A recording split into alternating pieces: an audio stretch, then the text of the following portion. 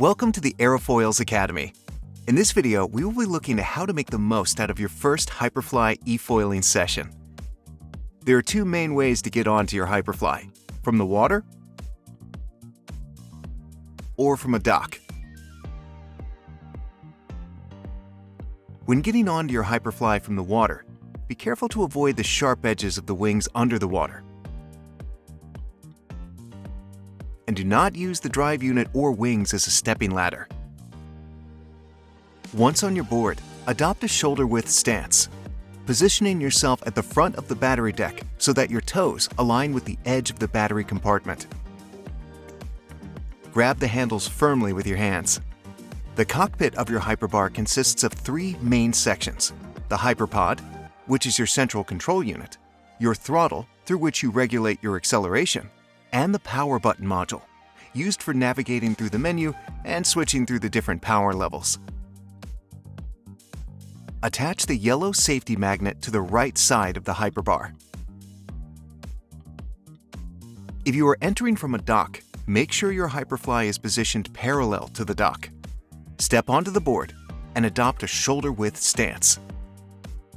Select the Gonna Fly mode, which is the best and easiest for beginners, by using the up and down buttons on the power button module or the Hyperpod. Confirm your choice by pressing the function button in the center. The power of your drive unit is divided into 10 power levels, each indicated by a small section of the half circle on your Hyperpod. Start with Power 1 for the initial ride and slowly work your way up as you progress and feel more comfortable at higher speeds. Unlock the drive unit by pressing the upwards button on the power button module. Utilize the throttle for acceleration and power control. Start by driving in a straight line to get a feeling for how your Hyperfly handles in the water. Now, press the upward button to shift up one power level and get a little bit more power unlocked. After each shift up, keep going at a constant speed and get comfortable at each speed level before shifting up another power level. Don't go higher than power level 5 for the start. In the Gonna Fly mode, there is a speed limiter of 20 km per hour by default to assist during your first sessions. The speed limiter can be adjusted or deactivated in the settings menu. In the Gonna Fly mode, the throttle is not directly mapped to the motor's power, but rather enhanced by a beginner-friendly filter algorithm.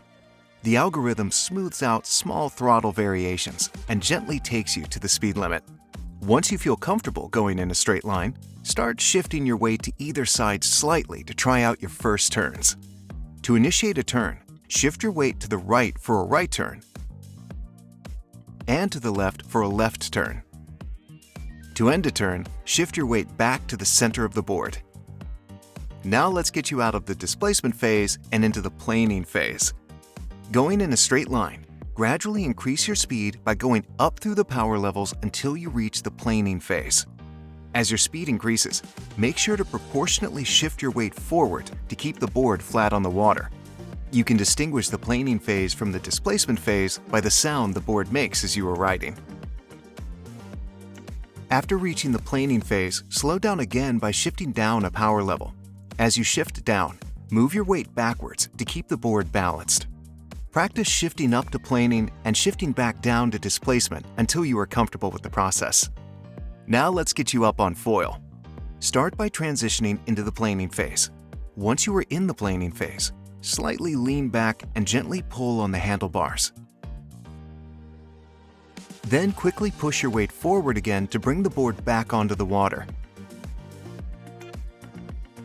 For your first attempts, make sure to fly low, with the foil out of the water only slightly and for a short period. You can distinguish flying from planing again by the sound the board makes.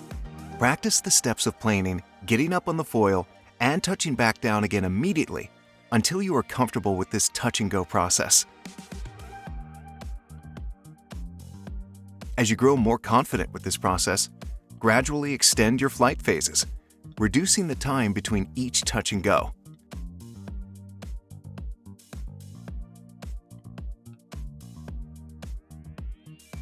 If you ascend too high, the integrated anti-breach system will automatically reduce the engine's power. This is accompanied by a distinct sound, At this point, actively shift your weight forward to lower your flight height. If you lose control and fall, the safest option is to hold on to the handlebar.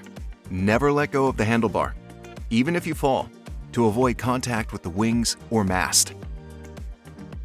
If you feel unsure, you can always reduce speed by easing off the throttle and continue riding on the water surface in a controlled manner.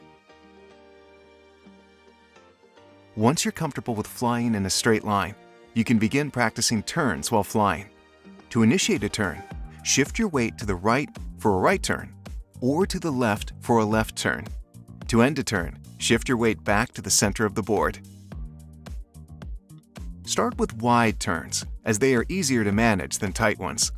As you become more skilled, gradually decrease the turn radius. You can also increase the speed limiter setting in the menu to match your growing abilities.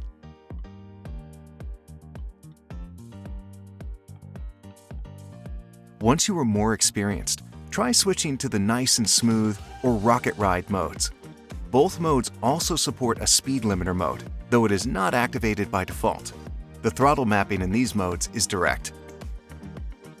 Don't forget to synchronize and share your ride through the Aerofoils app after your ride. Enjoy the process of refining your skills and mastering the art of smooth e-foiling turns.